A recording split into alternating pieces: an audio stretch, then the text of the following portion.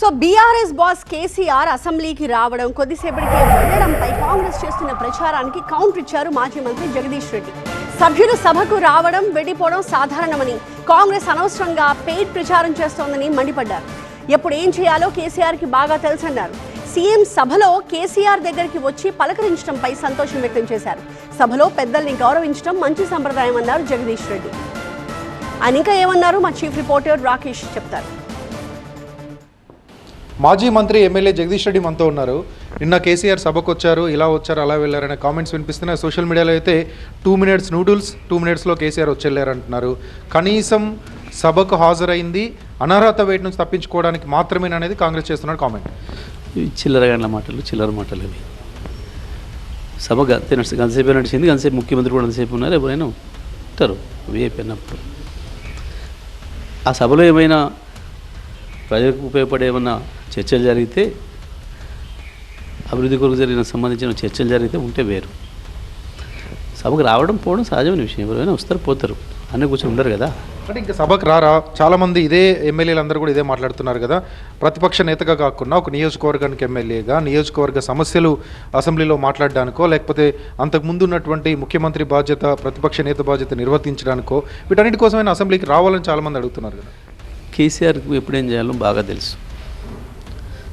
కేసీఆర్కు ఎప్పుడు ఏం చేయాలనేది కేసీఆర్కే బాగా తెలుసు.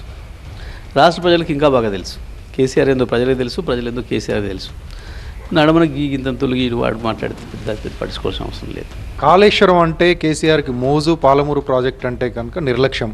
అందుకనే లాస్ట్ మినిట్లో పాలమూరు ప్రాజెక్ట్ పనులు ఆపాలని అప్పుడు కేసీఆర్ గవర్నమెంట్ ఆదేశించిందనేది నిన్న మంత్రి ఉత్తమ్ చిట్చాట్లో చెప్పారు. ఉత్తమ్కు కొంచెం బ్రెయిన్ తక్కువ, మనిషి పొడిగి ఎక్కువ, బ్రెయిన్ తక్కువ, అది పెద్ద సమస్య. ఏ బేసిన్లో ఏముందో తెలియదు. ఉత్తమ్ మాట్లాడుతాడు, దొరికిపోతాడు వెంటనే. ఉత్తమ్ ఈ వారం రోజుల్లో చేసిన ప్రకటనలు పూర్తిగా అబద్ధాలు, పూర్తి అంటే ప్రతి అక్షరం అబద్ధం. ఉత్తమే స్వయంగా చెప్పిండు 27,000 కోట్లు ఖర్చు పెట్టారు మీరు అని. కేసీఆర్ పట్టింపు లేకపోతే 27,000 కోట్ల రూపాయలు ఖర్చు అవుతుంది ఒక ప్రాజెక్ట్ మీద. ఇంకొక మాట మేము స్పష్టంగా చెప్తున్నాం, ఈ 2 ఏళ్లలో వాళ్ళకు తట్టడి మట్టి తీయలే, ఒక పైసా పని చేయాలి. ఈ 2 ఏళ్ళు వాళ్ళు కాన్సన్ట్రేషన్ చేసి పని చేసి ఉంటే పాలమూరు ప్రాజెక్టు పూర్తి అయిపోయేది. అసలు మనకి డిపిఆర్ వెనుకొచ్చుడు ఈ పట్టించుకుని అక్కడే లేకపోతుండే, ఆ చర్చే లేకుంటుండే. లేకుంటే కేసులే కనుక లేకుంటే ఈ పాటికి ఎప్పుడో పూర్తి అయ్యేవి ఈ ప్రాజెక్టులన్నీ కూడా. వీళ్ళు చేసిన పాపమేది. సోయి లేక కేవలం రాజకీయాల కొరకు, ఓట్ల కొరకు చిల్లర వేషాలు వేసి నాశనం చేసిండ్రు వీళ్ళు. సీఎం రేవంత్ కేసీఆర్ని బయట ఇష్టం ఉన్నట్టుగా తిడతారు, అసెంబ్లీలో మాత్రం దండం పెట్టుకున్నారు. ఇది కాంగ్రెస్ బీఆర్ఎస్ మధ్య మ్యాచ్ ఫిక్సింగ్ అని బీజేపీ ప్రెసిడెంట్ రామచంద్రరావు కామెంట్ చేస్తున్నారు. పాపం రామచంద్రరావు గారికి తెలియదో లేదు, ఆయన కూడా విజ్ఞానం అనుకున్నా కానీ కేసీఆర్ కనపడితే రామచంద్రరావు గారు పెట్టాడా, నమస్కారం పెట్టాడా, నేను పెట్టాను అని చెప్పమనండి చూద్దాం, ఉంటాడా? అట్లా బీజేపీ ఎమ్మెల్యేలు ఉన్నారు, కేసీఆర్ గారు కనపడితే నమస్కారం పెట్టారా? పెడతారు కదా. పెద్ద ఆయన ఇప్పుడు అసెంబ్లీలో ఉన్న దాంట్లో అందరికంటే పెద్దవాడు కేసీఆర్. సభలో ఉన్న సీనియర్లను గౌరవించడం అనేది మంచిది, అది మంచి సాంప్రదాయం, అది చేయాలి. ఇప్పటికైనా కాంగ్రెస్ పార్టీ అది అలవాటు చేసుకున్నందుకు సంతోషం, అది కొనసాగిస్తే ఇంకా సంతోషం. ఖచ్చితంగా సీఎం వచ్చి నమస్కారం పెట్టడంలో పెద్ద ఆశ్చర్యం లేదు. ఎవరైనా సీనియర్ సభలో సీనియర్లు ఉంటే, సీనియర్ ఎమ్మెల్యేలు ఉంటే ఆ సాంప్రదాయం కొనసాగుతూ వస్తుంది. దాంతోపాటుగా ఉత్తమ్ కుమార్ రెడ్డి చేస్తున్నటువంటి కామెంట్స్, అదేవిధంగా విప్లు చేసినటువంటి కామెంట్స్ని ప్రజలు గమనిస్తున్నారు.